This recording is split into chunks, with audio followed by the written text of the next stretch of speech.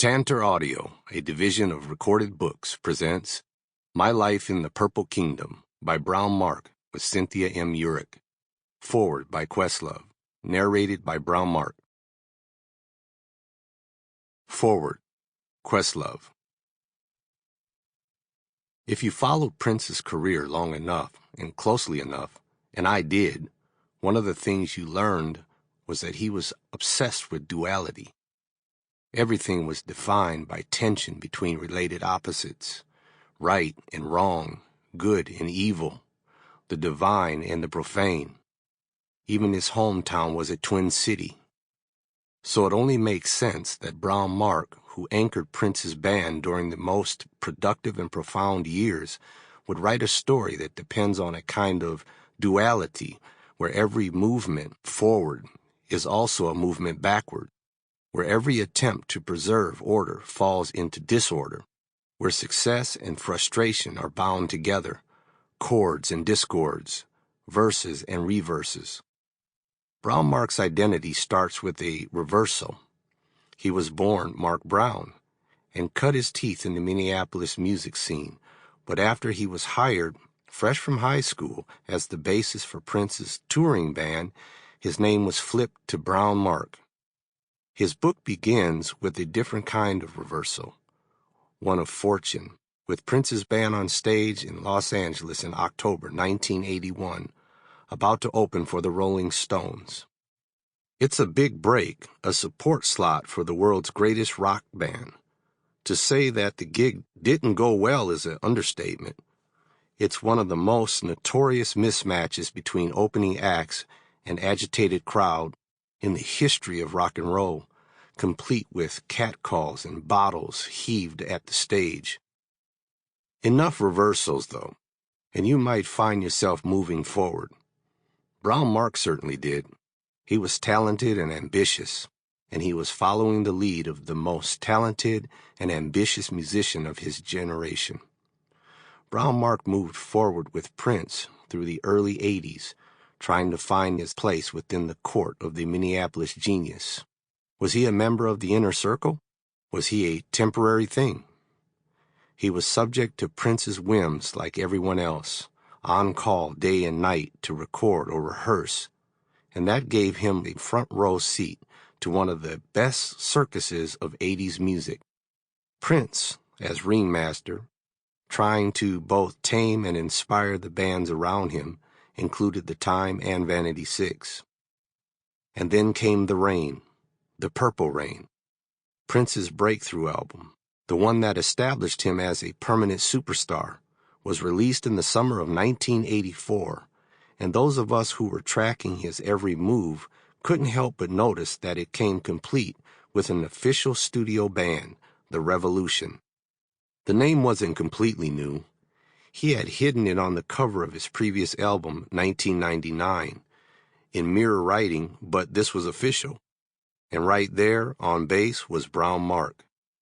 He occupied that position for most of the next 3 years, which happened to be the period when Prince and the Revolution released a series of amazing records, Around the World in a Day, Parade, and Sign of the Times.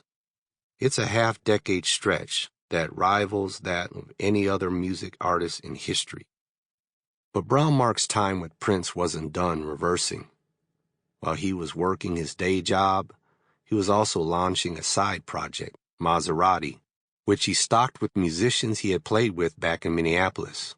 He wrote for the band, produced their songs, served as their art director, and even managed to bring them into Prince's camp to get them signed to Prince's label, Paisley Park, where they had a chance to record songs written by Prince himself. When the group's self-titled debut came out in March 1986, with the mysterious cover image that looked like a cross between Flashdance and Tron, Prince obsessives ran out and bought it. I was one of them, of course. I listened to Players Ball, the first track, written by Brownmark, and 100 Miles an Hour, the first single, written by Prince. But Maserati is better known for the Prince song that got away. They passed on a song called Jerk Out, only to have it resurface as a huge hit for the time a few years later. and they were given an acoustic demo called Kiss and worked it into something starker and stranger, only to have Prince snatch it back and record it as his own. Remember that one? But having Kiss repossessed was only part of the problem. Prince, ever restless, proceeding at the speed of genius, fired his entire band, and he worked on Sign of the Times. Brownmark's time in the kingdom was over. This isn't a long story, not in years. Much of it takes place between 1981 and 1986. But it's a deep story. It's a story of low notes and high stakes, of revolution and evolution, of bands and fans and best laid plans, of pills and thrills and daffodils. Hang tough, children, and read it. Prologue. Breathe, man, breathe. I'm saying to myself, it feels like I'm underwater. The Los Angeles Coliseum's at-capacity crowd is so huge that I can hear the roar of it from inside the limo, with the windows closed. The driver slows the car, rolls up to the security gate. I inhale deeply, filling my lungs. We've arrived. The band looks worried. This is a rock and roll crowd. I don't know, guys. This is crazy. They don't know our sound. I tip my head back and look up through the sunroof, where all I see is dirty blue Los Angeles air. I'm so far from home. We're led to rows of white tents, all set up for different purposes. Hair and makeup, press, wardrobe. The time is passing quickly with an anticipation for the performance. This is Hollywood, 1981, and the biggest show of my life. A production assistant comes to our tent with an announcement. You guys are up next. We're opening for the Stones, the Rolling Stones. Am I imagining this? Only a few weeks ago, I'd been playing for a crowd of 50 in a small Minneapolis place like the Nakarima Club, or Elks Lodge, or Sylvia's with my band Phantasy. And now I'm going to be performing with Prince in front of 90,000 people at the Los Angeles Coliseum. A shiver runs through me. It's a whisper on my spine, a hint of something happening that is far bigger than I am. I'm somewhat afraid, yet very excited. I close my eyes, and I'm filled with the feeling that we're standing on the brink of something extraordinary, something life-changing, and I want to absorb every bit of this moment. I hear the drummer Z say something to me, but what? I can't tell. Everything sounds so muffled and strange. Then I feel him tap me on the shoulder. Brown, you all right? I open my eyes. Dez, Lisa, and Fink are all looking at me. Yeah, I'm all right, I say quietly, smiling a little to reassure them. I glance up at the sky again. It's scorching hot. I'm lightheaded and floating in another dimension. It's all so surreal. I see the Coliseum bathed in red light, and the sun is starting to dip towards the horizon. I can feel the warmth radiating from those walls, so massive, majestic, and imposing. So much history here. And now the sky is deepening, changing from red to blue to deep lavender, and the people are shimmering in the heat. Then the fire hoses are turned on them. They twist and cry with bliss, feeling the cool water as the sky melts into wet droplets of purple rain. Picture this. We step out on the stage. We are all on the threshold of a dream. When I was a boy. As a boy, I lived for those sunny days when my transistor radio would pick up KUXL, a solar-powered radio station in Minneapolis, and the only station in the state that, in 1968, played R&B music. It powered off at sundown. All the other stations my little radio with the tinfoil for an antenna picked up featured music by the Beatles, Led Zeppelin, and Peter Frampton. The downside of living in Minneapolis at the time was that African Americans made up maybe 2% of the population, and the opportunity to hear any music made by black artists was meager, too. My mother and I had moved to Minneapolis because it was considered a safe place for families to raise children. My parents had married in the Bronx, and I was born there. Dad was a Marine, and my mother didn't relish the idea of moving us from base to base. So we left New York City for the Midwest, settling in a low-income neighborhood where we would be near my father's family on the south side of Minneapolis. There weren't too many kids like me around. Most of my friends were white. I didn't think much about our different skin colors, though. Peter was my closest buddy at the time. I was so excited one day when he said he'd like me to stay over at his house. I told him I'd have to ask my mom. When I asked her, she said it would be okay. I was elated. It would be my first time away from home, and I felt like such a little man. My mom wanted to speak to Peter's mom to be sure it was okay, so I dialed his number and his mother picked up. "Mrs. Avery," I said excitedly, "is Peter there?" I heard her slam the receiver, and then she hollered, "It's that nigger friend of yours." I was 6 years old. Tears began to run down my face. My mother held me firmly. "Oh, my boy. Son, there are a lot of ignorant people in the world. They're not worth your tears. Feel sorry for them because they're narrow-minded, stupid, and full of anger." "But why?" I begged her for an answer. I couldn't understand the awful way some people acted, but I did know it was a bad word to use. As I grew up, I heard it from people over and over, but I grew stronger as a person with every hurtful comment.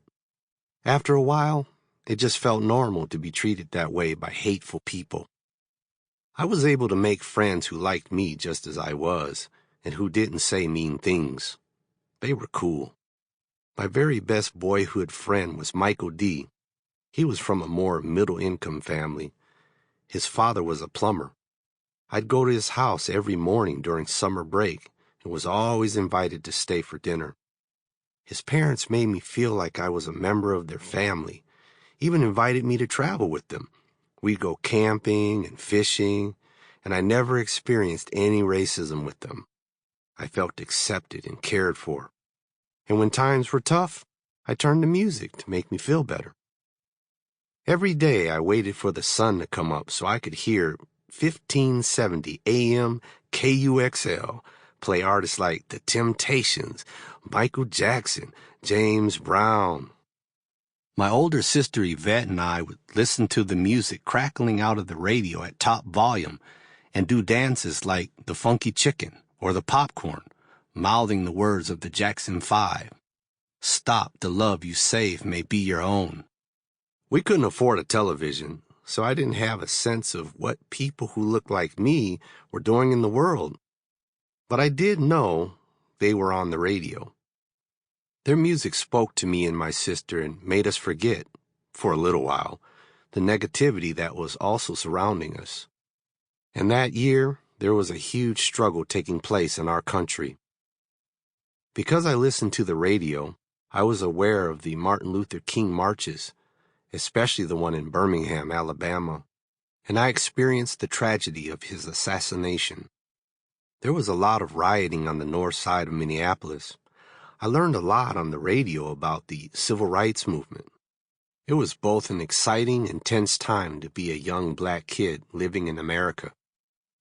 In my immediate world, a mutual love of good music seemed to bring black and white together.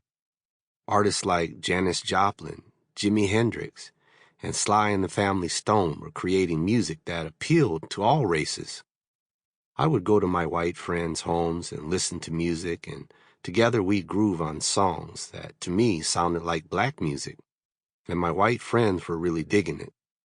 Listening to it on their large console stereos with big round dials and giant speakers was such an uplifting experience. I didn't even mind listening to the mainstream stations playing rock, country, or folk music, because listening to it on their stereos was awesome. So crystal clear. Spending time with my friends' families had such a positive impact on my early experiences with music. I made my first connection between music and sex when I met a new friend named Pat.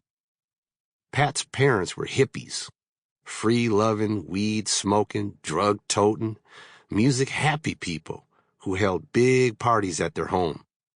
I was a frequent visitor to Pat's house. I guess 'cause we were just little kids, the guests and Pat's parents had no qualms about doing grown-up stuff in front of us. Pat hated that his parents behaved the way they did. It embarrassed him, and he'd always hustle me quickly to his room because he didn't want me to see anything. Boy, did I get an eyeful. Adults would often be scattered about on the couches, the chairs, the floor, quite often naked and semi-naked in various states, ranging from asleep to high to intoxicated, and sometimes they'd be doing the duty with each other. I wasn't entirely certain of what was going on, but you would always hear moaning and groaning, but the music they played was jamming. My mom was single-handedly raising us and had to make a living to support us. I didn't tell her about the sights and sounds at Pat's house, 'cause she might not have let him be my friend anymore. My mother often worked late, so we didn't have much time with her. My sister and I looked after our little brother Michael. My mom was always in search of a better situation for us, a nicer place to live, or a better job. She eventually landed a job with the federal government, and life got a little easier.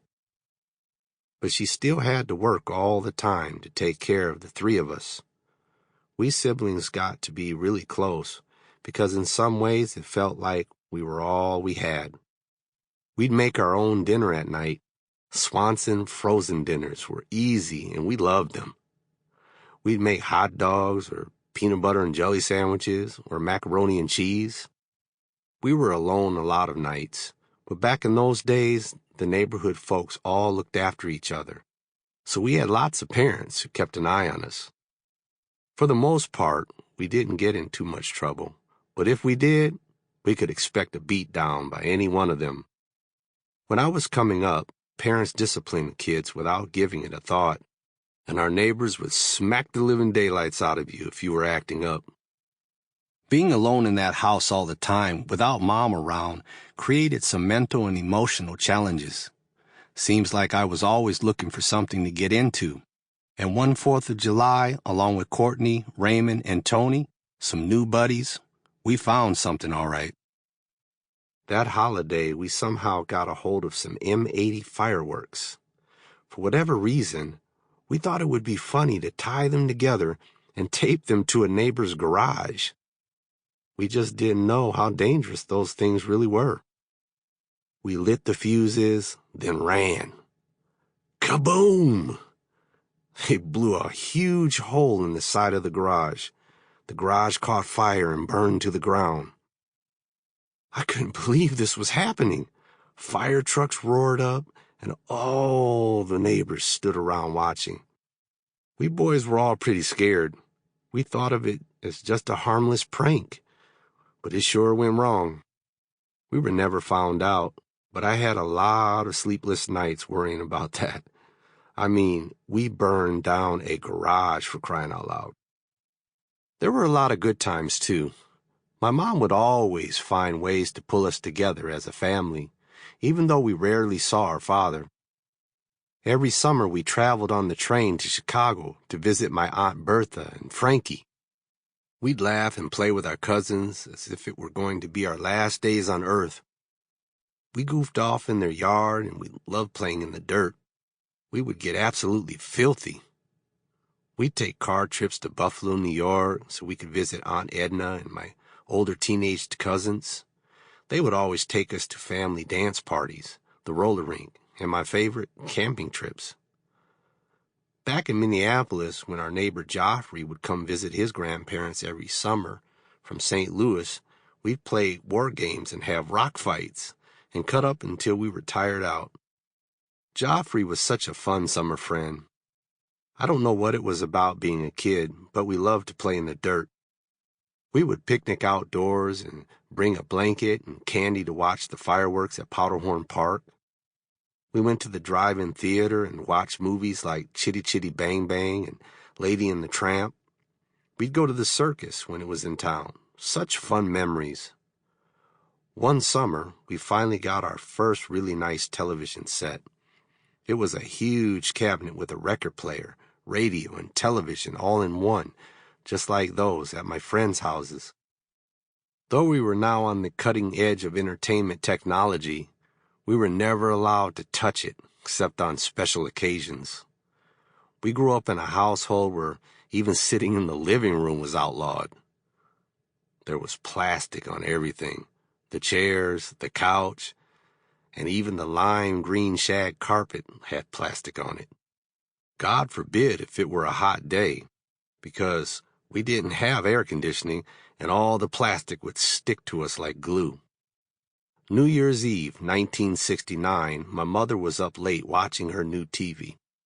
As she rarely had the time to really enjoy her television, she would occasionally stay up late after we were all in bed. Yes, bedtime was 8 o'clock sharp. This particular evening, I saw something that gave me a new quest in life. I could hear the music from the bedroom as they sang, "Celebrate, celebrate, dance to the music." The song pulled me up and out of my bed, and as I peeked into the living room, I was filled with excitement. I had never heard or seen a band playing live like this before. "Mom, can I stay up and watch this show with you?" I creeped into the living room, rubbing my tired eyes. She smiled and told me to sit down. I was so happy and absolutely blown away when I saw the drums, guitars, and glittering lights coming through the screen. I was fascinated by how all these people could get on a stage and create such a sound right there in front of me. It was as if I could feel every note being played. I saw myself there, right there on stage with them. I didn't have a clue as to how these instruments made their sounds, but I could feel something drawing me in. When the program was over, I went to sleep and dreamed all night about how I could do the same thing. The next morning, all I could do was talk about the band that I had seen on our new television set, Three Dog Night. From that moment on, I couldn't get enough of watching musicians.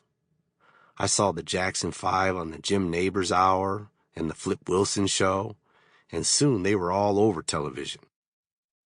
I was on a mission now. I wanted to be just like Jermaine Jackson. He had that big afro and was just cool, playing that bass and dancing too. I didn't have any money for a guitar, so I made one out of a shoebox and rubber bands.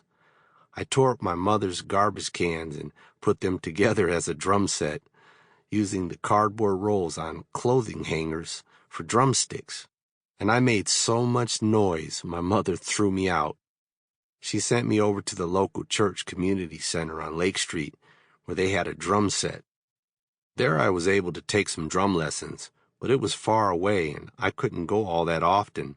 I was frustrated, but I wasn't going to let that stop me. That all changed thanks to the Sears catalog. My mom used to get the Sears catalog in the mail every year, and as a young boy with an inquisitive mind, my interest in the catalog was the half-naked women in the lingerie section. An addictive behavior I may have picked up from looking at my friend's father's Playboy magazines. Being familiar with these catalogs, I remembered a section dedicated to musical instruments, and I dug the catalogs out of my mom's closet where she kept them. I waited until she went to work so I could snoop around for them. I looked at them over and over again, feeding my frenzy to get one of these instruments. I started to brainstorm about how I could actually purchase a particular beautiful cream-colored guitar, and I was willing to do anything for money. I kept imagining myself on stage playing with a band with this beauty on my hip, even though I didn't have a clue as to how to play a guitar. All I knew was that this instrument was meant for me, and I was determined to get my hands on it. I might be able to convince my mom to get it for me, I pondered. My plan was to clean our 2-bedroom, 1-bathroom house every day for a week. Knowing my mom came home exhausted from work every day, I thought maybe she would reason, "What a nice son. Let me get this guitar he wants." And this would launch me on my way as a musician.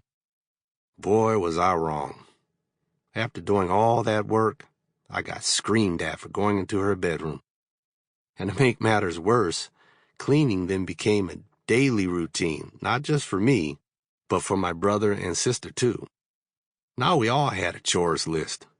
Everybody hated me. It was the everybody hates Marky era. My hopes began to stall. I decided I needed to change my tactic. It was customary for all of us to sit at the dinner table and eat in the evenings.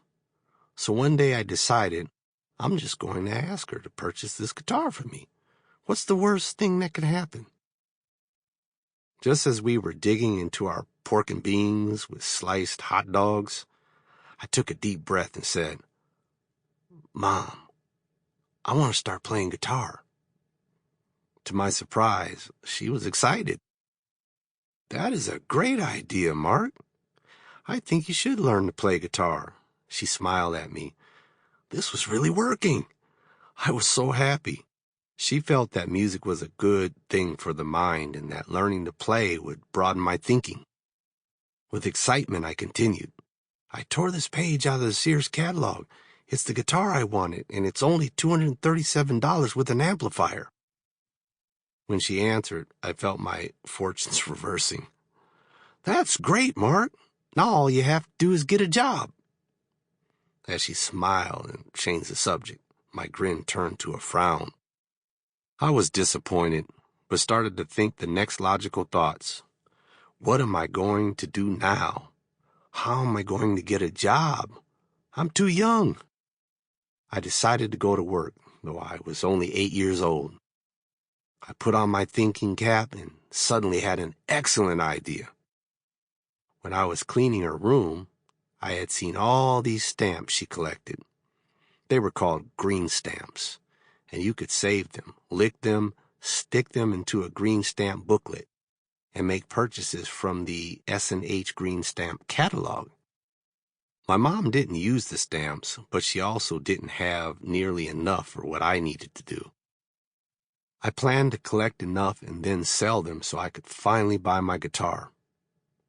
The following weekend, I went to the Holiday Grocery Outlet in Bloomington with my mom and hung out in the parking lot, asking people for their green stamps. I just put on my puppy dog face and walked up to people like a poor soul and asked them to help me out. It was working, too. I was a little skinny kid with an enormous head. My head was so big it was hard to hold it up. I had big eyes and I knew how to work them, but my excitement was short-lived.